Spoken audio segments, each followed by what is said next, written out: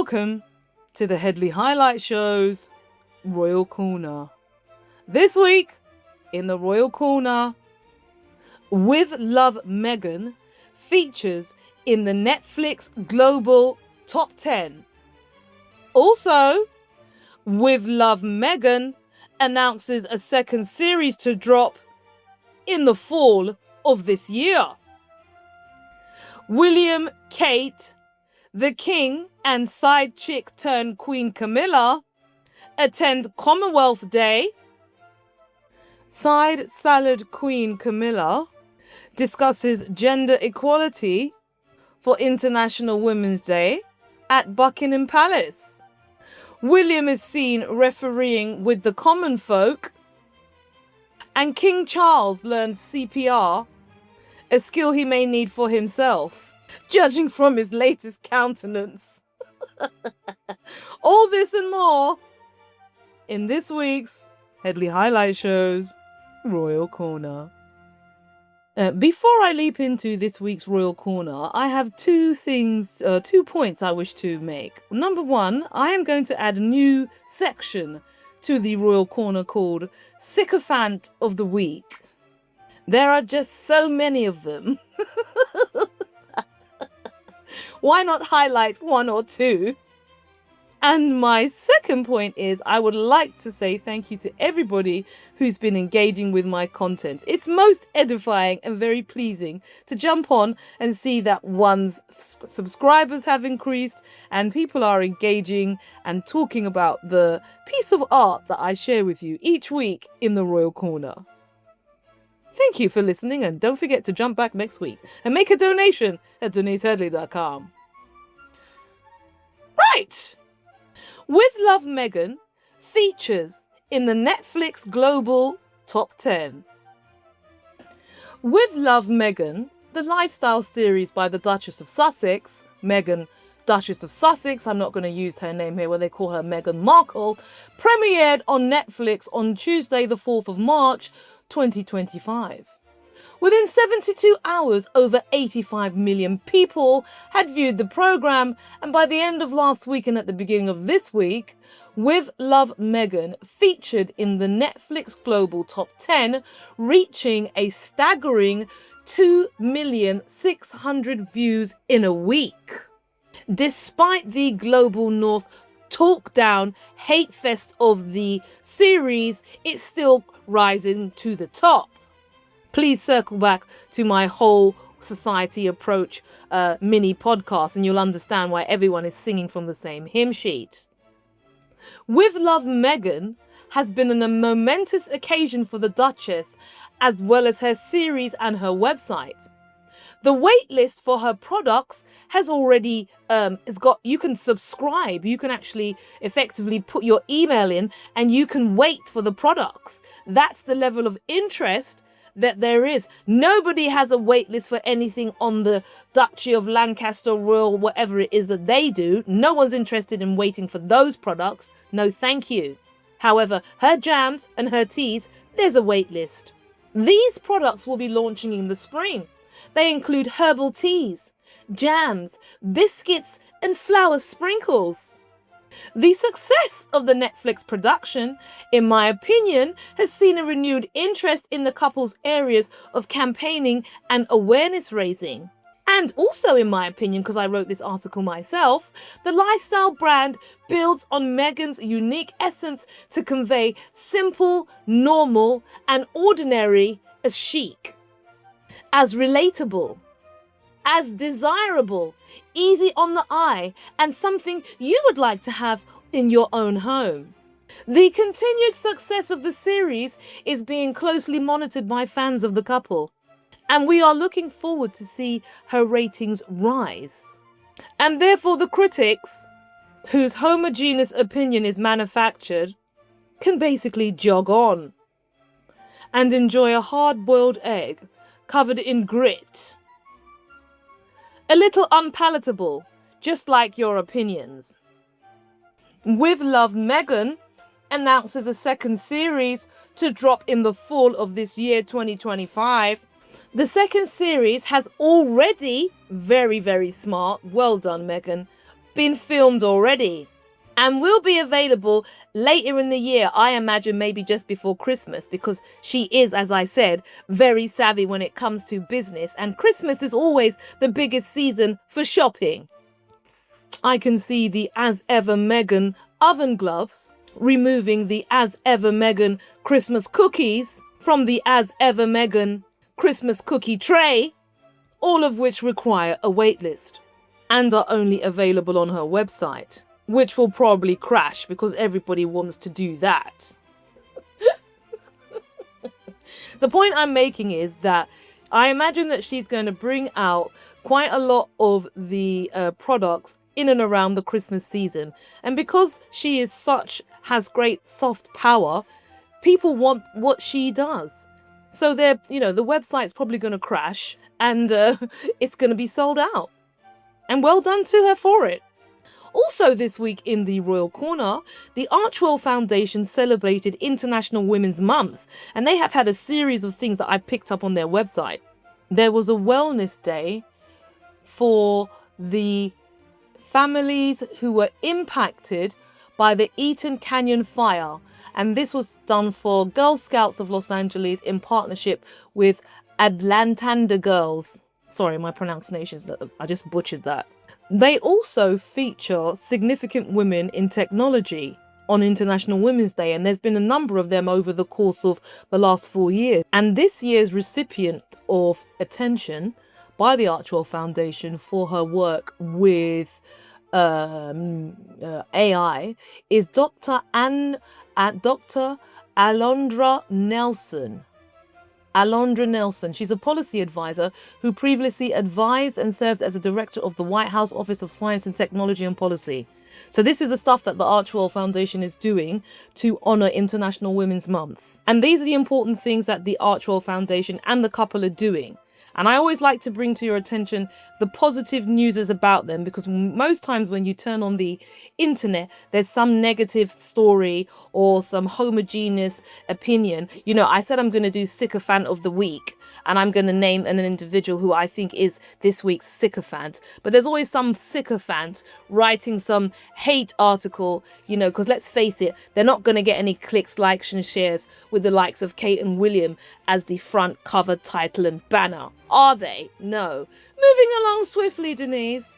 Also in the Royal Corner this week, Kate is snubbed on royal Instagram account on International Women's Day.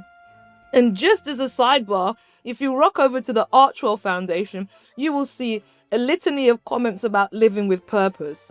Clearly, the royal Instagram account doesn't see much purpose to the future queen because she was snubbed on International Women's Day and absent from the post. The royal family marked International Women's Day on the 8th of March with an image and a carousel which featured Queen Camilla, Princess Anne, the Duchess of Edinburgh, Queen Victoria, Queen Alexander, and the late Queen Elizabeth Mark II. The current Queen Consort keeping rather important company. However, the non-side chick, the future Queen, Kate, she was left out, kicked to the curb, dropped like a hot mess.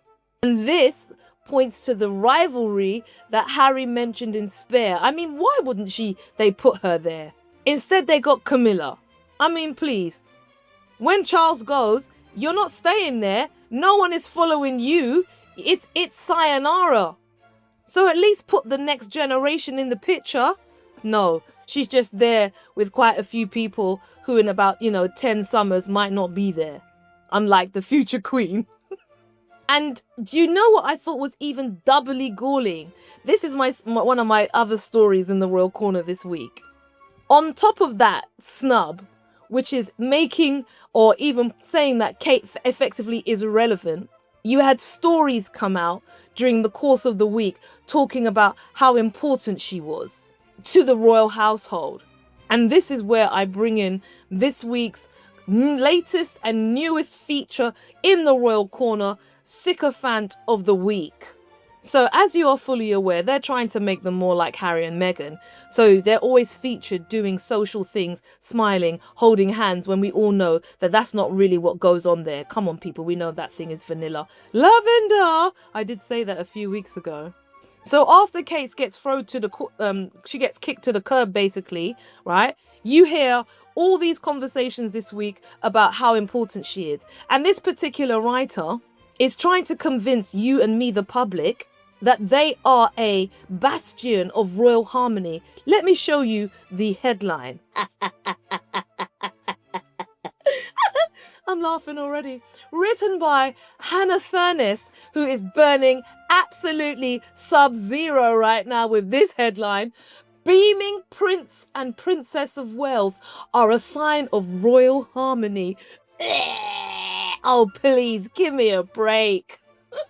The point I'm making is that Hannah Furness this week, who is the royal editor at, the Telegraph, who's ever paying for that tripe to land in their inbox, is part of what I call the sycophantic brigade, who seek to try and make the couple something that they are not. You know, it's like a stage show. You want to show that they're happily married, that they're a congenial couple, that there is all this love and harmony there, when in fact we know that that's absolutely not the case. And I thought that this week I wanted to honor Hannah Furness, or shall I say Hannah Sub-Zero, with her absolutely awful headline in the curation of fake news.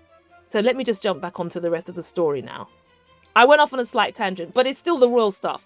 So the point I'm making here is Kate gets snubbed, and then you have Queen Camilla surrounding herself in glory in that company. And then Queen Camilla also has an event at Buckingham Palace talking about the difficulty of managing gender equality. How ridiculous is this? First, she features in a post that leaves out the future queen. She's of the same gender of you. You know, where was the equality there? You even featured deceased women. Not, you know, she's actually got a beating heart. She could have been in the picture, but no, she got left out. Then you stand up at an event and talk about gender equality after your daughter-in-law was described as needed to be dragged through the street naked with feces thrown on her. Wasn't that Mr. Jeremy Clarkson, that rather grotesque individual who keeps getting sponsorship? I think you also featured in an article with him, also ate lunch with him, the same person who was effectively a troll on your daughter-in-law and the mother of your husband's grandchildren. Is that the same individual that you're telling me was giving a speech about gender equality and I needed to treat that as cogent and credible? Give me a break, people. Breathe, Denise. In again and out. Ooh. Also, in the royal corner this week, King Charles, Catherine, Princess of Wales, she was allowed to attend this time, attended the annual Commonwealth Day service. The event at Westminster Abbey on Monday celebrated the Commonwealth's powerful influence for good in the world and for funding their non-working lifestyle. The Princess Royal, as well as Keir Starmer, the Granny Harmer, also attended the event. The fake smiles and the tailored coat dresses were in abundance. Believe me, there are no queues or wait lists that anybody is joining to be dressed like that. The future Queen's tailored coat was encrusted with a massive bow, which appeared to swallow her décolletage and her neck. Her matching halo headband finished off the ensemble. And then there were the pictures with the brown people, the black people. And there were just so many of them. There were smiles, hugs, every shot to show just how normal and how likable and relatable we truly are. Also this week, in the royal corner, Prince William is seen refereeing with the little people, the serfs. the common folk. Prince William flaunts refereeing skills during a very special visit after Kate's engagement. Prince William tried his hand at refereeing as he stepped out in Willen Hall, West Midlands, just one day after his appearance at the Commonwealth Day service in London with his wife. Wow.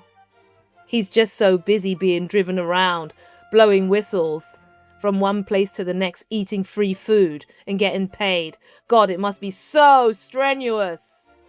The prince appeared in high spirits as he greeted well-wishers who had gathered to see him, making his way to Sporting Kalasha FC to visit one of its refereeing training courses. This is so fake news, okay? Because what's happening with every single visit they have, people are gathering and they are booing the royal family. They are booing them, they are being jeered. But you know what happens? You don't get to see that, because this exercise is one of relevance curation, okay? That's what this is about. When they went to Wales the other day, people were holding up banners calling them parasites. Did you see that on ITV? I bet you didn't. No, you didn't. Did you hear about it on the state broadcasting channel, the BBC? Basically, they actually have an issue with purveying not necessarily always accurate news, sometimes a little fake. Yeah? No? Corona? Mr. Bashir and Princess Diana, Mr. BBC. Anyway, one is moving along a tangent once again. Let me get back on track. The prince is pictured hugging ordinary people, the common people, the little people, the small folks. Oh yes. We've got loads of pictures with him, and now he's dressing down. Did you notice he had pumps on with white things on the bottom? Because that he's trying to look ordinary. You know, not every day is a day for brogues and laces or whatever, you know, your fancy shoes are from, you know, the best shoemakers in the world, because you can buy stuff like that with all the money from the taxpayer that you live off. But the point I'm making is he's now being dressed a little bit more dressed down, you know. He's got the little trainers on with the white pumps. He's got a little jacket on with a slight crew cut. He's not wearing, you know, a formal three-piece with a rifle. The point is, they are trying to make him more relevant. And that's what all of these images show. Him high-fiving people. Please. High-fiving my back foot. And he's blowing whistles. He's not wearing a tie. And he's wearing denim. The royals are wearing denim. This is how they're trying to rebrand them to us. They're trying to make them seem more ordinary by putting them in particular types of clothes and poses. And this is an example of that. And where's Kate? Why is she not at the West Midlands? Is she busy, you know, picking up the kids from school, making sandwiches and preparing the fruit shoots? I doubt it. And finally, in this week's rather extended Royal Corner, where there was lots of things to pick up on, and I just have to cover them all as much as I possibly can. The future king was learning about CPR. According to the state broadcaster, which promulgates information beneficial to the establishment, the BBC, the king was refreshing his CPR skills, and based on that headline, we're supposed to presume that he already had them, and this was just basically an update. The picture featured in the article sees the king clasping his engorged fingers, bearing down on a plastic cadaver, with his teeth snarling under the exertion, while a collection of onlookers smile in an encouraging fashion. The article goes on to say, the king refreshed his first aid skills when he practiced resuscitating a dummy patient under the watchful eye of nursing cadets. I would suggest he have somebody in his staff to be nearby to him, because it may be, judging from his countenance, he might be needing that refreshing exercise, probably practiced on himself. King Charles, who had previously trained in CPR, there's no evidence of this, just the BBC article, was at headquarters of the Royal College of Nursing. He didn't visit them when he had his cancer. I think he went to a private establishment. So the public displays of healthcare are just for stunts for the newspaper. But when you actually need care, you won't be going there or utilising any staff from there. The scheme was to celebrate young people in the healthcare profession. His visit celebrated the 1000th RCN, Royal College of Nursing's King's Nursing Cadet, a scheme that was launched in 2019. Gosh, that was a mouthful, wasn't it? And allegedly it was inspired by King Charles in order for them to acquire new skills. So I'm sure that all of us reading this were absolutely wholesomely comforted by the fact that the king was updating his CPR skills and he was showing himself to be practical in some measure, even if it was on a dummy stroke rubber cadaver. I do hope you enjoyed this week's Royal Corner. And before I finally finish, what I didn't fully do probably 15 minutes ago, when I should have told you who the award this week went to for Sycophant of the Week. That was what I left out. The award this week for Sycophant of the Week goes to, drum roll Denise, as I beat my fingers on the desk, as previously stated, goes to Hannah Furness, or should I say Hannah Sub-Zero, writing in the Paid Telegraph, nobody's buying that rag, and wants that dropping in their inbox. She is the royal editor of the Telegraph, and her article this week, which wins the award for the most notorious sycophant, is Beaming Prince and Princess of Wales are a sign of royal harmony. Absolute.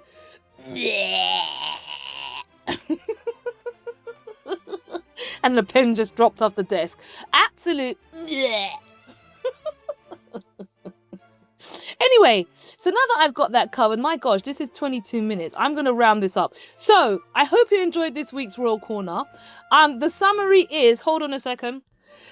As ever, Meghan is now in the Netflix top 10. As ever, Meghan's got a second series. Archwell celebrated International Women's Month, especially honouring those women who were caught up in the Californian fires. The Princess of Wales was snubbed and she was excluded from a post on Instagram for International Women's Day. Side chick turned Queen Camilla then turns up an event talking about honouring gender equality, whilst leaving out the future Queen in an Instagram post where she featured for International Women's Day. How petty is she?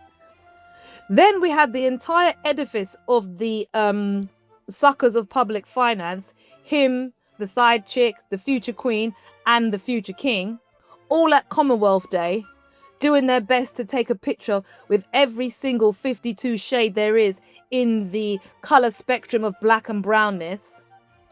Then we had William refereeing in the West Midlands without Kate, with the little people, the poor folks, the commoners. And then we had King Charles circling back to a young person's skills event with the Royal College of Nursing, where he was learning, or as they said, refreshing his CPR skills. And I think basically he needs to be mindful, because maybe someone might be performing that on him, given the state of his face and the size of his fingers. So that's me being an absolute salty individual, and I'm sure you wouldn't expect anything less. Don't forget, make a donation at DeniseHeadley.com. Join my live show every Friday on X, 8 p.m. GMT, 3 p.m. Eastern Time. You can also make a donation at my website at DeniseHeadley.com so I can bring you this unique and authentic content. Thank you for listening, and it's a joy to have your company. Toodle pip, darling. See you next week. And cut!